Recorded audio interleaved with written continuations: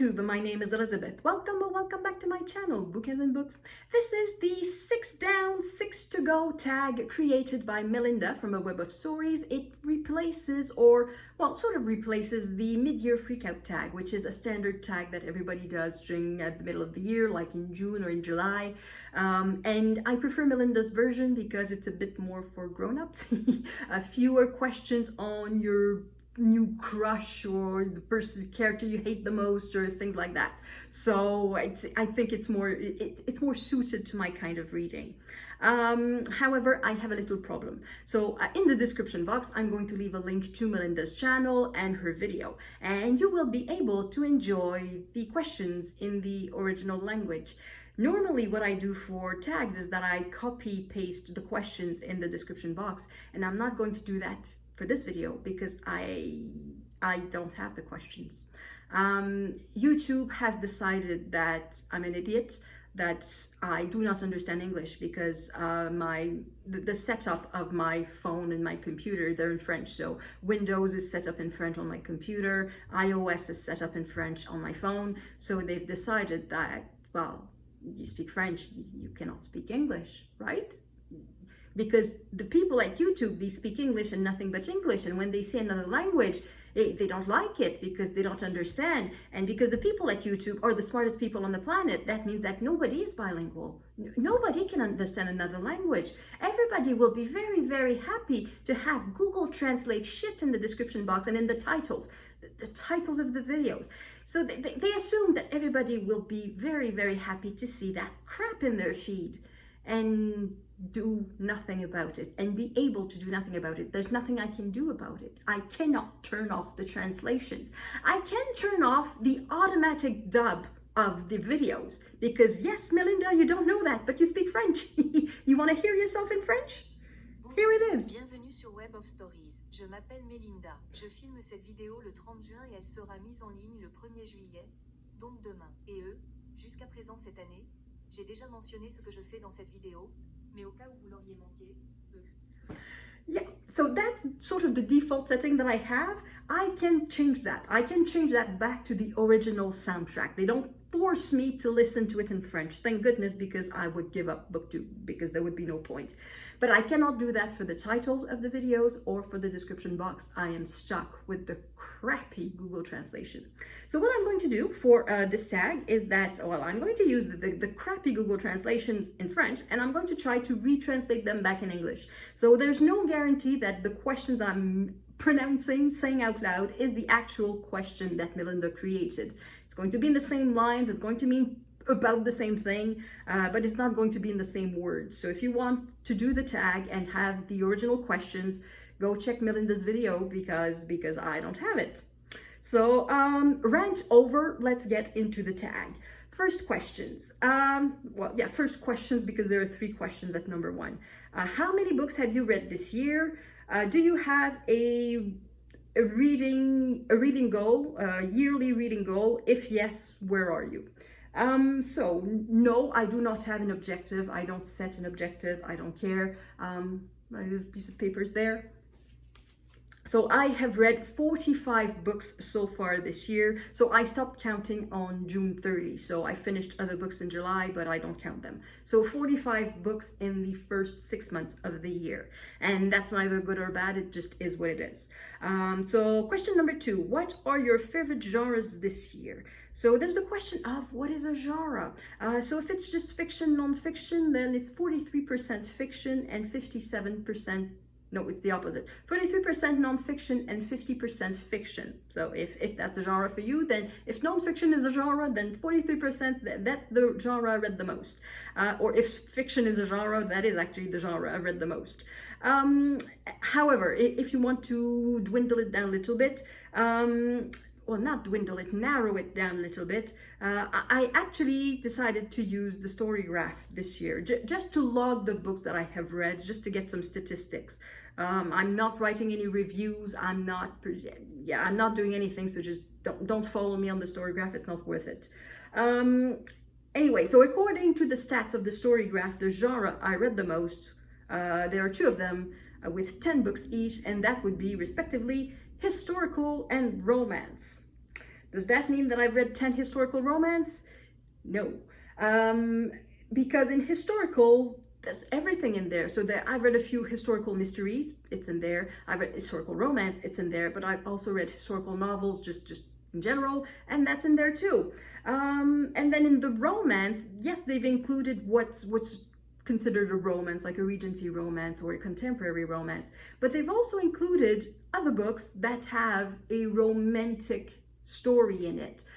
So I'm thinking of a couple of mysteries, and yes, there's a romantic story in it, but that doesn't make it a romance. It's still a mystery at its core. So that's worth not much. And then the next genre is classics, which is not really a genre either. And then we have history, which, yes, okay, that one can be a genre within nonfiction. So I've read 7 history books. And so 7, and in the romance, it's actually 8 romance that I've read. So that romance would be number 1 with 8, and then followed with history with 7. And then also at 7, I have literary. That's not a genre. Memoir, I suppose that's a genre at 7. Mystery at 6. Poetry at 5. And then it's 3 and under, so it doesn't really count. Again, what's a genre? The next one at 3 is LGBTQIA+. That's not a genre. Anyway, so that's the data according to the story graph, so we'll live with that for the statistics questions. Question number 3, have you noticed any changes in your reading? I would say, not really. Well, a little bit. Last year, for some reason, I felt somewhat unsatisfied with my reading. Not because I read a ton of bad books, it's just there was something unsatisfying about it, and I think it's because I read a lot of romance, a lot of mysteries, a lot of easy reward books. So books that are fun to read while I read them, but that are easily forgotten afterwards. And I think that left me with a feeling of being unfulfilled, I guess, that the reading is not as satisfying as it could be. So I think this year I tried to read books that have more substance in it, in them a little bit. But as you've heard, I've still read 8 romance out of 45 books. That's a quarter of the books. So that's still quite a bit. So yeah, but beyond that, no, I still read mainly on paper. I read my own books a bit more. I've read less from the library, I think, but I haven't counted really, so I don't know. Question number 4, do you have any current projects? The answer is no. I'm reading for the BookTube Prize, but beyond that, the answer is no. Question number 5, have you discovered new authors? So it's either new because they have a debut or new to you. So for me, it's going to be new to you authors, and I have 2 of them. So this is Benjamin Stevenson, Everyone on This Train is a Suspect. It's a mystery. It is set in Australia, and I read it while I was traveling in Australia. It was awesome. I loved the narrative voice in there. This is the second one in the series. I haven't read the first. I'm going to at some point. I don't know at which point. I improvise when I choose my books, but I'm going to read it because it's really a fun author. And the other one is a local author. She is Emile Theriault. So this is a romance. This one is set in the Victorian times, I believe, if I remember correctly. So it's not a Regency romance. It's a bit afterwards, though. There's just no real difference. It's the same. There's just one teeny tiny thing I did not like about this book. It's that the characters swear. Which is ridiculous for a novel set during Victorian times, because the author kept a lot of Victorian rules. So for example, so the basic plot is that, so there's a family of the Earl. They are taking a walk on a winter night, I think it's close to Christmas, and they find a woman who is unconscious in the snow, and of course they take her back to the mansion, the house, the castle, the Earl's place, and it's a problem because the woman wakes up and she has no recollection of who she is. She has complete amnesia. She doesn't know her own name. She just doesn't know. So her reputation is at risk because she's in the house of a bachelor with only his 2 sisters, relatively young sisters. Well, one of them really young, and the other one is a widow, but she's still very young, so they're not proper chaperones. So they are fearful of her reputation, and also if it's found that she has amnesia, she could be sent to an insane asylum, and that would be that. So they are trying to protect her from that.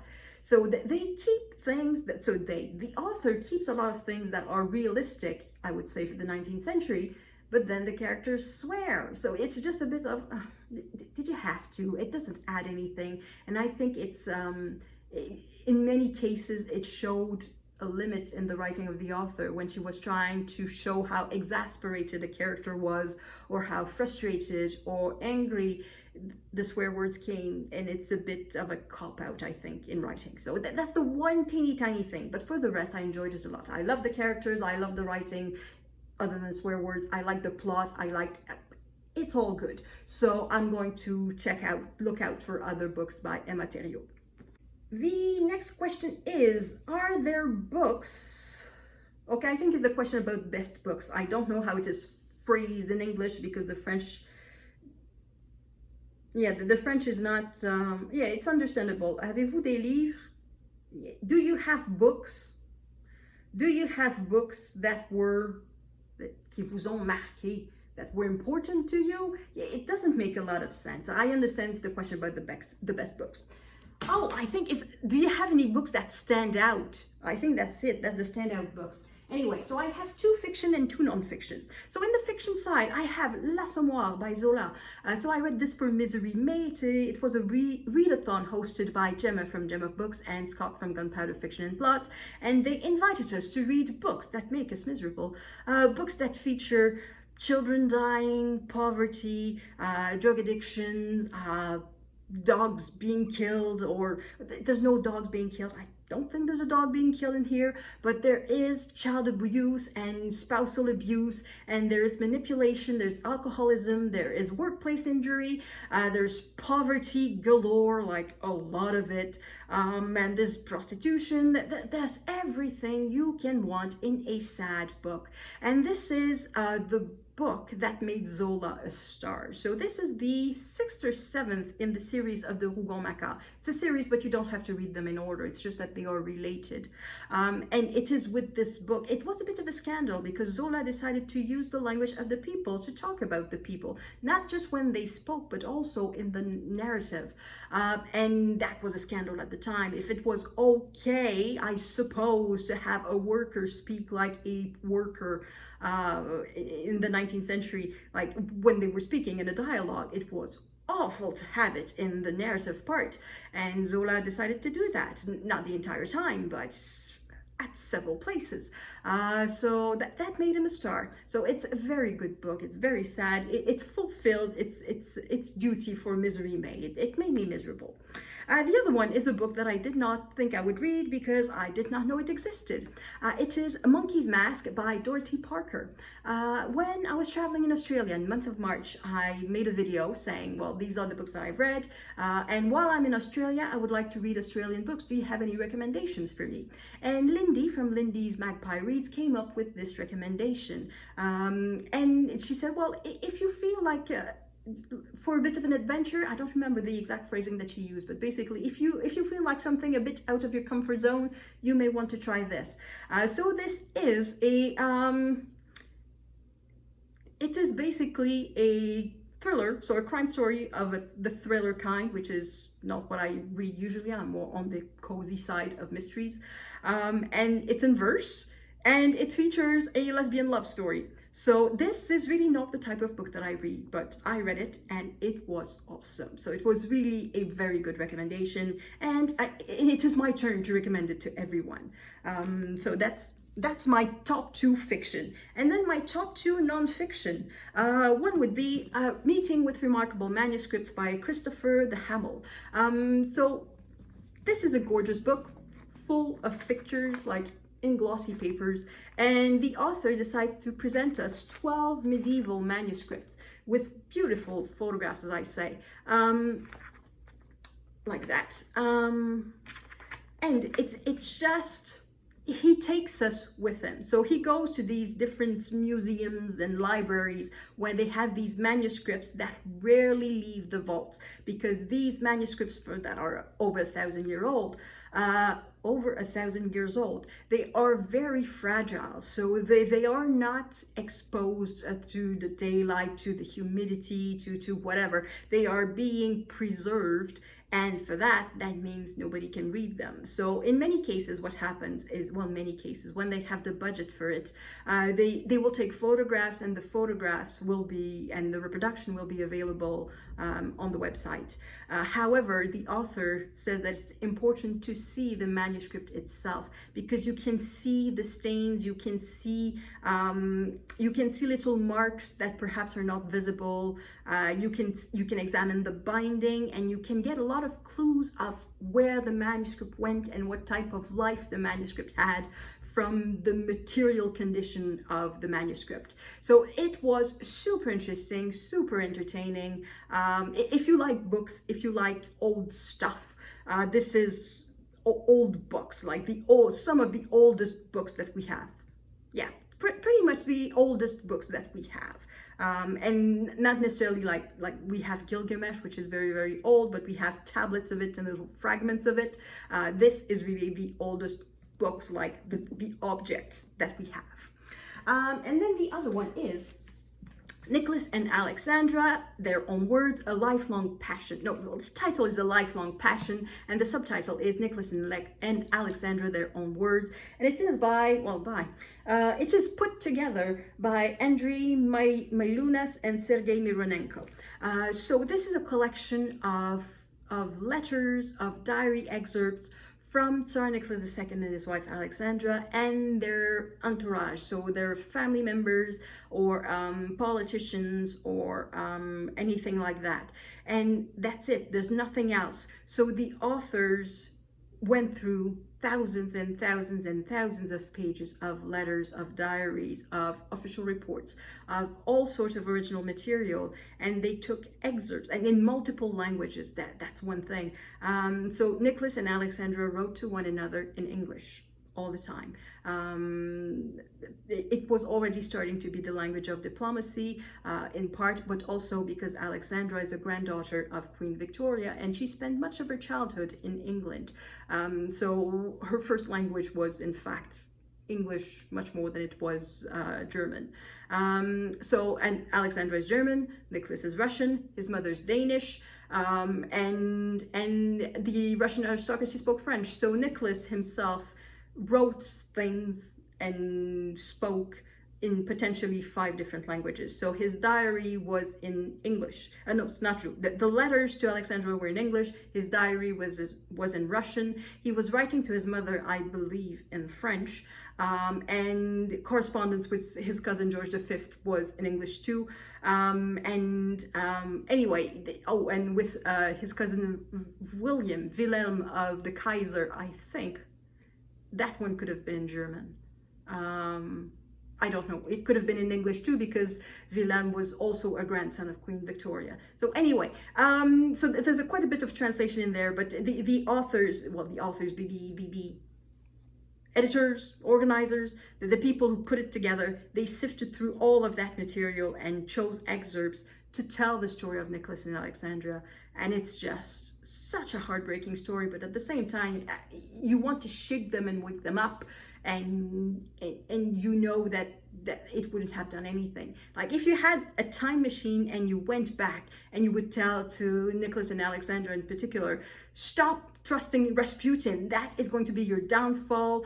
Stop being so secretive about Alexei's illness, be public with it. Stop trying to keep Russia as an autocracy. You have to favor democracy, otherwise you will all be killed.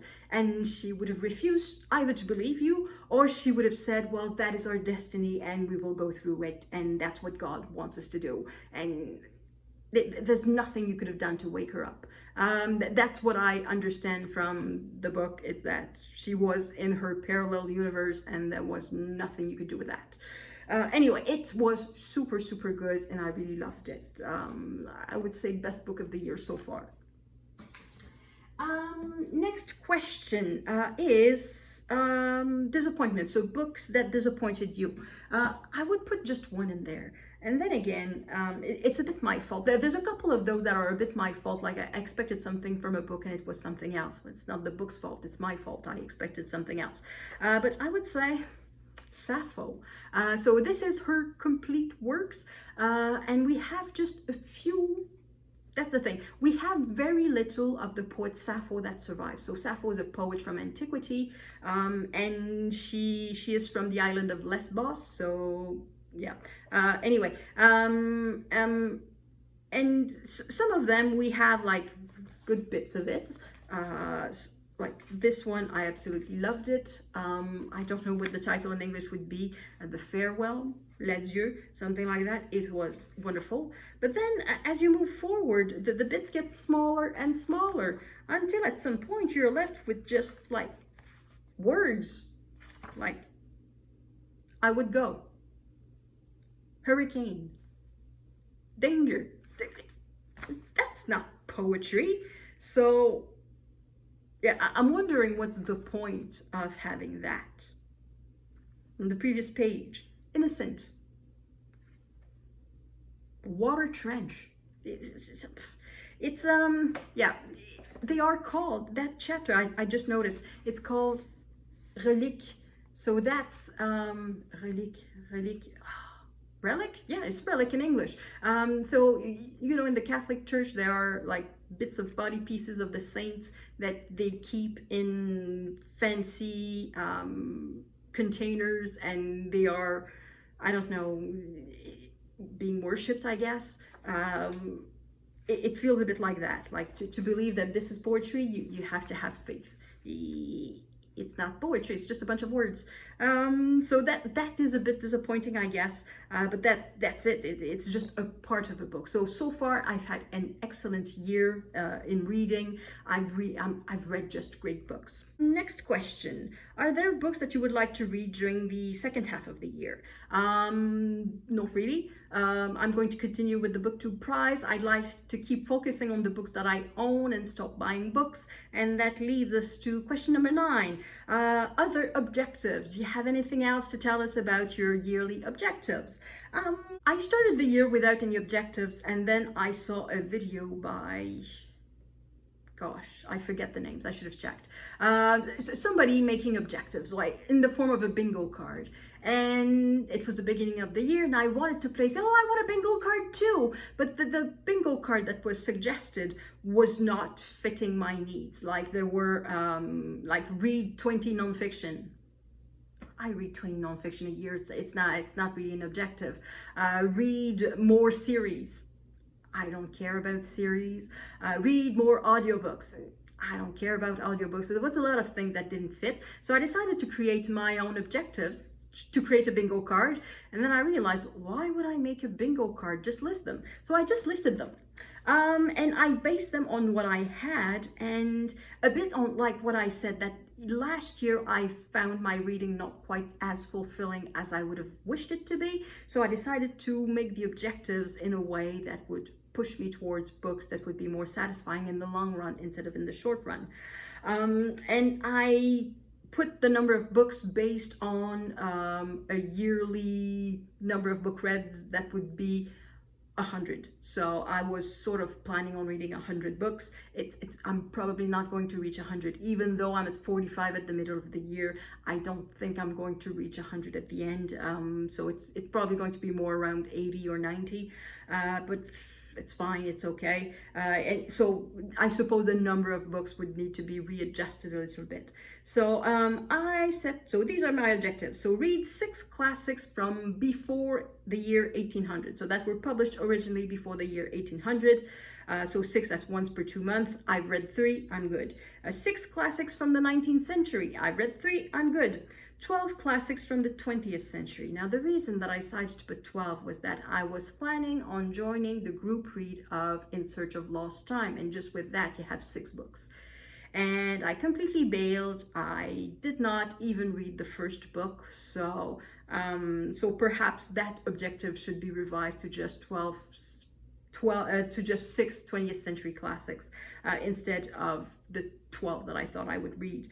And so far I'm at 3, but then again, I'm being rather strict in the way that I define a classic. So yeah, so that objective doesn't really count anymore. I said I wanted to read two mammoths. So that are books that are more than 800 pages. So far I'm at 0. And I said that I want to read at least five elephants. So I consider an elephant, so something a bit smaller than a mammoth, and it is between 500 and 800 pages. And that I fulfilled the objective. I've read already 5 books that are over 500 pages. So that's a non-issue anymore. I said I wanted to read 5 non-fiction books about countries or destinations about which I've never read before, if that makes sense. So basically I'm doing it around the world in non-fiction, so it doesn't mean that the author must be from the country, but the book must be about the country, because this is non-fiction. So I've read about 2 new destinations. They are, what are they? Australia is for one. I had never read any non-fiction about Australia.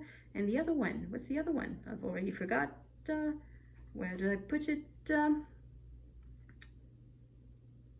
Armenia. Yeah, I read the travel, what is it called? Travel sketches, Armenian sketches by Vasily Grossman. There you go. So during during the time of the Soviet Union. So at the time it was not a country, but now it is a country, so it counts for me. Anyway, so other objectives. I wanted to reread 12 books. I'm at 3. I wanted to read 12 Canadian books. I am at 7. I wanted to read 12 translations. I am at 6, so that's going well. I wanted to read 75% of the books that I acquired this year. It was going well until May. It was going well until May, and then in June, like on almost the last day of June, I bought 6 books. And of course, I haven't read any of them. I think I've read 1 since then. And did I buy 6 books? I may be exaggerating a little bit. I bought 5 books. Okay, I bought 5.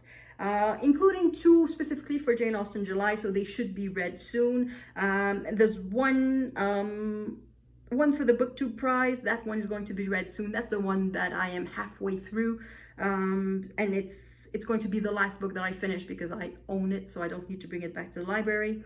But anyway, so yeah, and then in July, this week, Thursday to be precise, I bought 5 books to cheer myself up, and so far I've read just none. Yeah, I needed a bit of a cheer up. That's going to be for after for the end. And then my last objective was that 50% of my entire reading would be books that I own prior to 2025, and that is, I'm not going to say 0, but it's not looking good. And the way the last 2 objectives could be compatible, that being I would read 75% of the new books that I acquire, and read that half of my reading would be books from my TBR, like from the older TBR, it would work only if I buy very, very few books. And it has not happened. So, is that it? Yeah, that was the last question. So that's it for the tag. So if any of you want to do the tag, please do it. This is, I think, it's the type of tag that you don't really need to tag someone. If you want to do a mid-year tag, just go and do it. And go check Melinda's video. That is where the questions will be. And then the parenthesis that I just opened a second ago, the disappointment. I've decided that I want a dog. I want to adopt a dog. So I'm looking at various websites of various shelters, and the Ontario SPCA does not take reservations. So if you say, oh, I want this dog, I want to adopt this one, they say, well, come and pick it up. First come, first serve. And it was a cute little Chihuahua. And I drove for an hour and a half to that specific shelter. And the person who walked in the shelter like 2 minutes before I did adopted the dog, was there to adopt the dog too. I was heartbroken. Yeah, I drove an hour and a half to get that dog, and then I missed it by 2 minutes, and then again missed it. The lady who walked in before me, she was very kind. When she understood that I was there for the same little dog, she said, oh, well, perhaps we should try to see with who she will be more comfortable, with who the little dog would be more comfortable. And so the handlers brought the dog to the lady first because she was there first. and she didn't react particularly well. She was a bit of a fearful dog. She had been abandoned at the door, so they don't know what her history of the poor Chihuahua's history is. And then they brought it to me, and she didn't react. She was there. She was sniffing a bit, turning around, and she was staying close to the handler. And then we did that a bit back and forth to see if she would warm up to one person more than the other. She warmed up just a teeny tiny bit, just a bit more to the other person. Like we could see the tail just a little bit more up, but basically she spent the entire time with the tail between her legs. Yeah. And the factor I think that made the difference was that this woman was retired and I'm not. So that means that I would have to leave the dog alone quite a number of hours. So I concluded that the dog would be better with that woman than with me. So I left without a dog, and I was sad. I was really, really sad. So I decided to cheer myself up by stopping at book market to buy used books. And I bought mainly garbage because Garb August had just been announced like a couple of days previous, and I was having Garb August in mind, so I bought a bit of garbage. So that's it. So it did cheer myself. It did cheer me up. It worked. I'm happy that I bought some books, and now I'm looking for another dog. So that's it. So it's been 30 minutes. It's been nice talking to you. If you stayed all the way here, congratulations. You're a tough cookie or you're a very faithful watcher. Thank you very much. And I will see you in the next video. À la prochaine.